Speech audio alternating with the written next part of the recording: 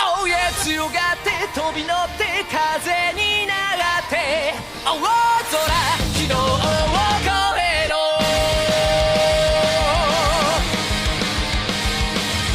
Hello everybody and welcome to Talking Mons, our Digimon Adventure 2020 recap podcast. My name is JD and joining me are my two good chums, Jeanette and Gary. Hello. Hi. And we are talking about episode 15 called Zudomon's Iron Hammer of Lightning, which is a very wordy title. I feel like a lot of these titles are like real direct translations out of Japanese. Like last week was The Kings of the Insects Clash. Like, can you just go like Clash of the Insect Kings? It rolls off the tongue a little better, but no. I don't know. It sounds like word salad. It is word salad.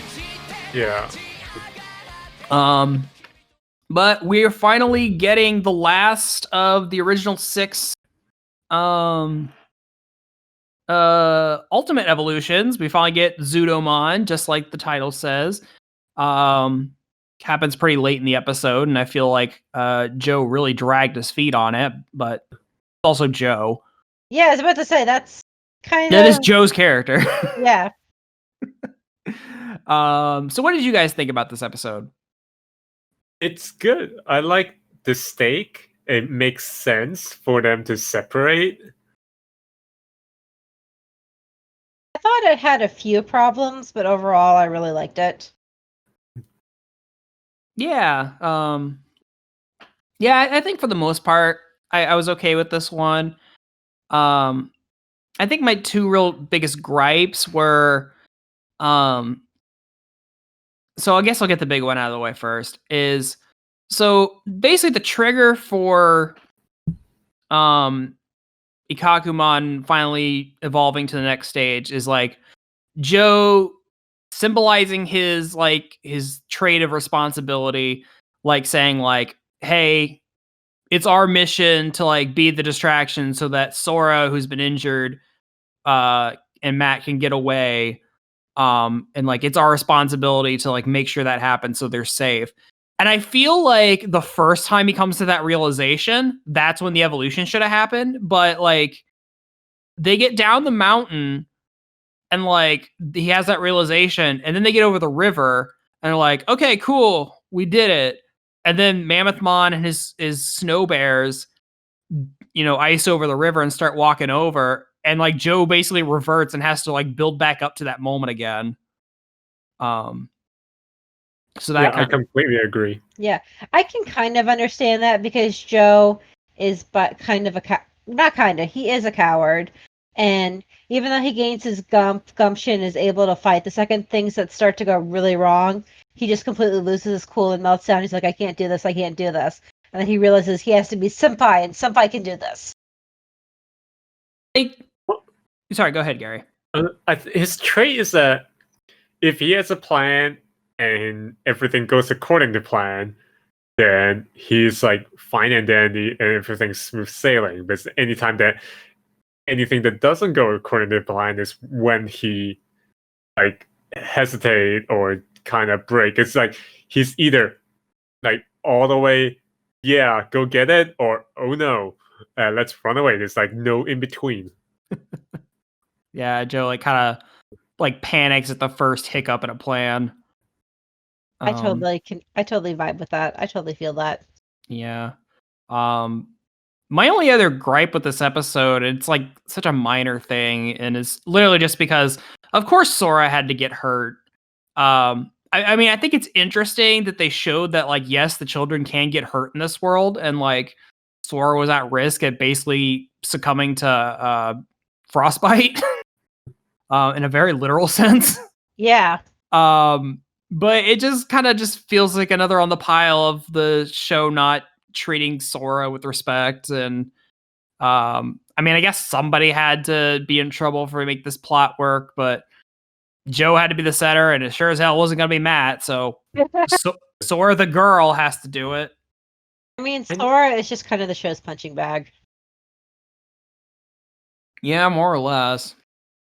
Joe's also a punching bag, but in a funny way. So Sora's a punching bag in a, oh, stop it. badly written way. Yeah. After seeing her affliction with the ice attack, I think I have a grasp of what would actually hurt the children and what wouldn't. Is like anything that they did to themselves or just happens with physics, they wouldn't get hurt. It has to be a direct attack by a Digimon.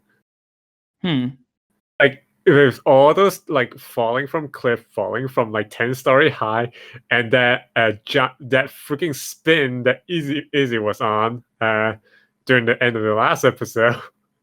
That shit like flung him away. Yeah, they have survived a number of things, and it's weird that like this is the first thing we've shown that they can be hurt. Which I guess like I don't really remember in the first show if like they've ever really showed that they could get hurt or like that it ever actually just became a thing that happened. I think maybe one character maybe got Akari was sick already before she got there. I don't know. It's been a while. Yeah. Correct me in the commenters. But yeah, so Sora just gets frostbite and is pretty much out for the episode. I mean, she nearly dies. Yeah, she does. Yeah, Matten has to carry her on Gurumon's back while Joe runs distraction and has to get him across a river so that they can like thaw her out without killing her, I guess. I do like that Biomon is concerned. Is like, wait, I have fire powers, and Matt's like, that'll kill her. It was Matt's Digimon. Well, I thought Biomon was like offered first to try to. Yeah, Biomon offered, and then Matt's Digimon was like, "No, you can't." Gabumon, I think. Oh yeah, Gabumon's the one that says it. Matt don't give a shit. Then I think someone like it was weird because I don't remember exactly who, but someone like said, "Oh, well, we should like make a fire or something," and then Matt's like, "No, that'd be dangerous too." But that's what he does later on. Well, I think what he meant is that would like signal to all the other Digimon where they are, so they need to at least find a good space for it first. That would make sense. Maybe I just misunderstood the subtitles. Yeah. I mean, there was a lot I liked about this episode, but definitely the storytelling or the plot setup was a little blurry and inconsistent, so I was kind of confused too. Yeah. Well, I kind of like it because it's on the better side of these evolution episodes because you can separate it in two categories. Is that they're all fighting in a group or the main character of that particular episode gets separated somehow. And it's always the separated episode that are good and the ones that work as a team that are not very good. I will say I did think a lot with this episode that the more interesting parts was when Golemon was in his champion form rather than his ultimate. Like the ultimate form is still cool and I really enjoyed it, but the stuff where Joe is like using his brain and like triggering the ice to break under the monsters and such, I just thought that was really interesting stuff and I really enjoyed it. Like I like that these episodes, the fights are turning more into like shonen thinking our way through the episodes rather than just like explosions and hitting each other. My punch is stronger than your punch because I believe in myself more. Yeah. Yeah, I definitely like that Joe like he was like panicking like we have no strategy or whatever, and then like when he's pushed up against an edge, like figures one out really quick. And that like lets him get away the first time. And I kind of agree with you, Gary. I'm not sure.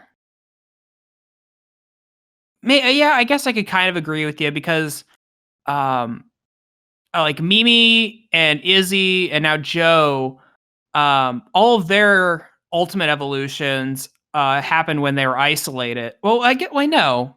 Mimi's they were together, weren't they? They were together, but like the story of her character was isolated from the other characters. Right. So it's not exactly the evolution itself, it's the development of the character. Right. So yeah, I guess I could kind of agree that isolating that character with their partner and giving the story like time to focus on them it kind of makes that evolution feel a little more deserved, having it happen in a big group. Mhm. So I guess to that extent, I can agree. Yeah, and I feel like the individual storytelling with Izzy and now Joe, I feel like they've really improved immensely in the past couple episodes. Yeah, for sure. I do want to say this episode did resolve an important question we had. What's that? Well, at the beginning of the episode, they talked about Golemon and how his fish are the followers, and no one really truly knows where they come from. Mm. I just like that because we were talking about trying to figure it out Oh, the past few podcast Yeah. episodes, and it's finally been answered. there you go. They don't know either. Nope. Which does mean Golemon essentially has a cult following. I mean, my wife sure likes him, so I mean, Oh, yeah, he is best boy. he is best boy. Like Goemon has never been my like favorite of like the main 8, but like he's always endearing, and especially in this, like, because in this version he has like a little kid voice, and he's like, no matter how much of a wimp Joe is, like Goemon like loves and supports him. Because I especially love like early in the episode, um they're like on Bergermon, when they come down to the ground, like Matt and Sora are trying to piece together like what to do next, and then they're like, "Oh, there's a river. I don't know if we can get across that." And someone's like, "Okay, well that's where Goemon's gonna come in," and then like Goemon immediately turns to Joe and is like, "Do you hear that, Joe? It's gonna be our turn next." And it's like, that's adorable. He's just like, he wants Joe to feel like included, and like he's supportive, and he's just like a very adorable small child, and I love him. We all need a Golemon in our lives, or Golemon. Right? Yeah, Just this, we just need a small creature that is endlessly supportive no matter how many bad habits we have. yeah. But yeah, so that's kind of the gist of the main part of this episode. The preview for the next episode has got me pretty intrigued. Yeah, I did not see that coming at all. Yeah, I didn't know if there's anything else you guys wanted to mention about the main episode before we talk about that for a sec. Well, let's get on to Ty's team's side of the story really quick. Like Mimi randomly riding on a herd of Kiwimon. So I think what my favorite part of like, and it's really kind of sad. The episodes that have been with Matt, Sora, and Joe. Some of my favorite parts of their episodes are when they cut back to the other team and they're just goofing off, basically. Oh, So it's just like in the middle of like Matt, Sora, and Joe are being hunted down by this giant mammoth. Mimi just decided to hop on a Kiwimon and try to ride it because she thought it was cute. would be something I would totally do. I'm not gonna lie. I mean, I thought that was great. My husband was cooking dinner while I was watching. I'm like, and I was telling him how Mimi was now riding a bunch of giant kiwi. And he's like, "What?" Like, just roll with it.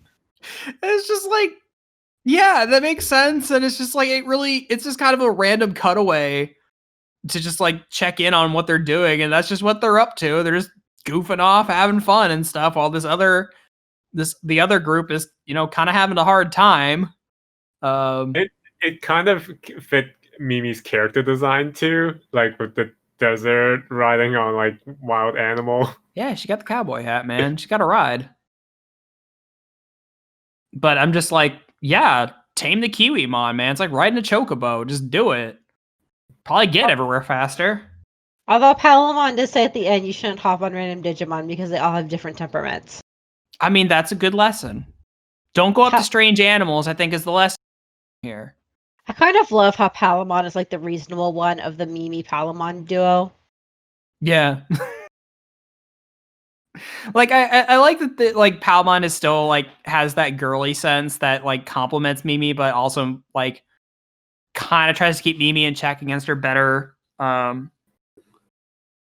her kind of poor decisions. But yeah, I did enjoy the checking in with the other group. I thought that was really fun. So And then they've ended up in a mysterious cave. A mysterious cave that has a door at the end. And where does that door lead? Back to Tokyo. the real world, apparently. Yeah, so I'm kind of confused if this is like actually Tokyo, if they're like still in some segment of the internet digital world. I guess that's kind of what the next episode's going to tackle. Like the preview made it look sort of like it's an illusion, like made by a nefarious Digimon. That's kind of what I'm guessing at right now. didn't It they could say? also be a real Digimon, like the real world. Yeah. So Didn't they say in the preview like we find the shocking secret behind what's going on in Tokyo or something? I think so, yeah. I'm excited. I can't wait. Yeah, that'll be really interesting. I wonder if like Mimi, Izzy, and Ty are going to branch off into like this world, and then Joe, Sora, and Matt are going to stay in like the digital world. Maybe. Yeah, because like the whole point of this is they're basically going on opposite sides of a big circle, and they were supposed to meet up at the other end. But yeah, if one group is transitioned back into the real world, I don't know if the other are gonna find their way there too. You don't have to worry about Ty and Sora if Ty and Sora never hang out in the anime.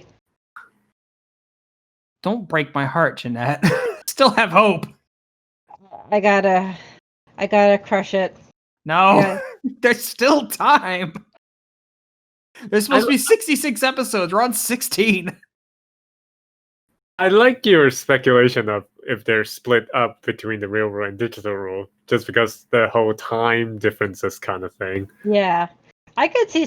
I'm not entirely sure they'll do that, but I could see some interesting things, especially if the experience in like the real world or the parallel world is just this horrible, awful shit, while like Joe and Sora and Matt are off on Digimon shenanigans. You've been gone for 20 years. Yep. Also, that little clip in the real world with the train track challenge. Oh, That's God. totally Oh my something that- god. It's like it's horrifying, but also that is exactly what would happen.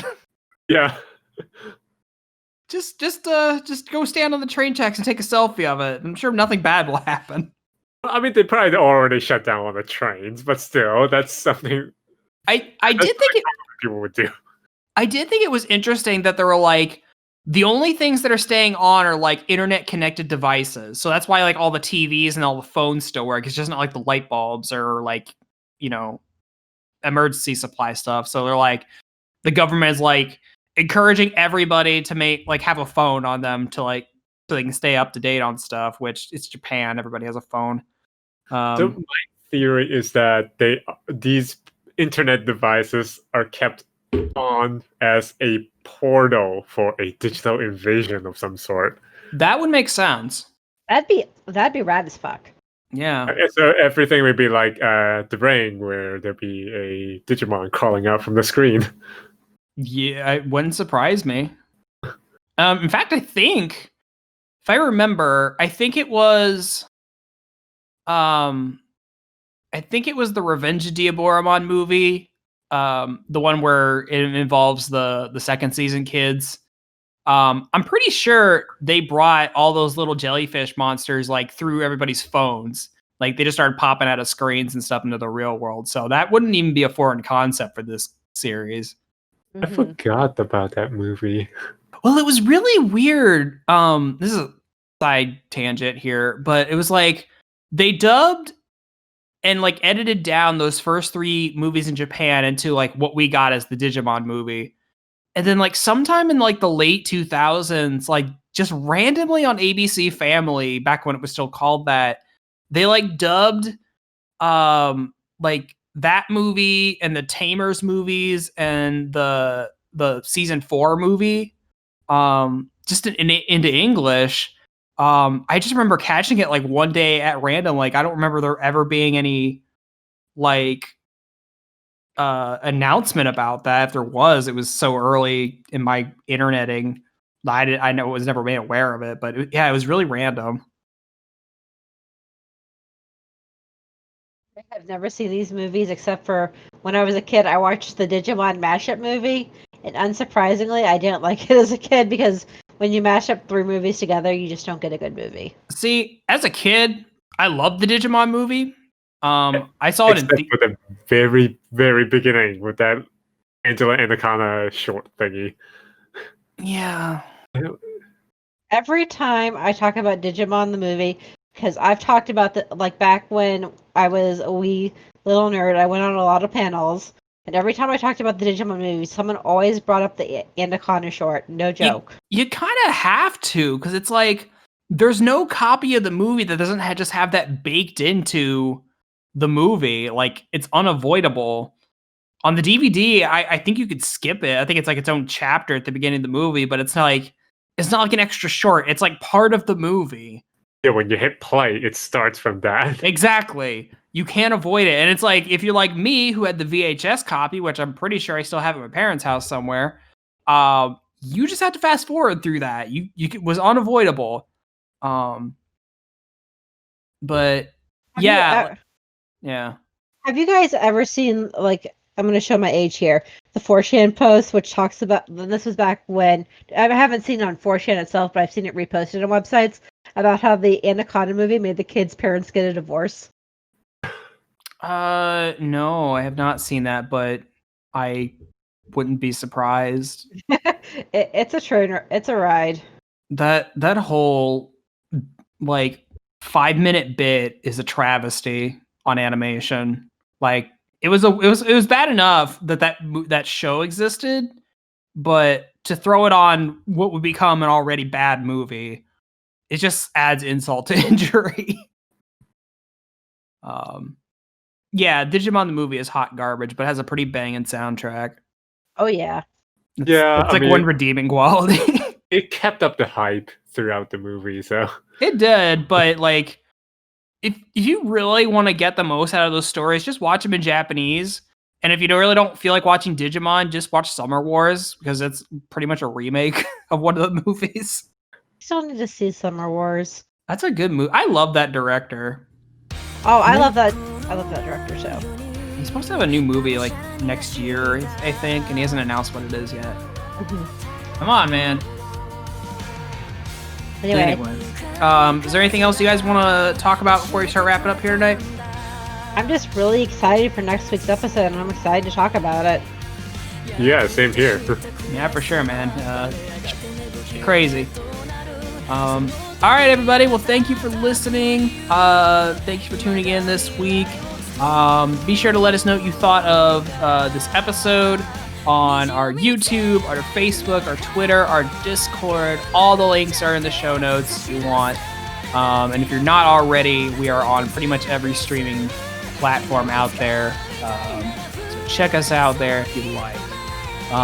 But everyone stay safe, and we'll catch you all again next week to talk about more Digimon. Bye. Bye-bye.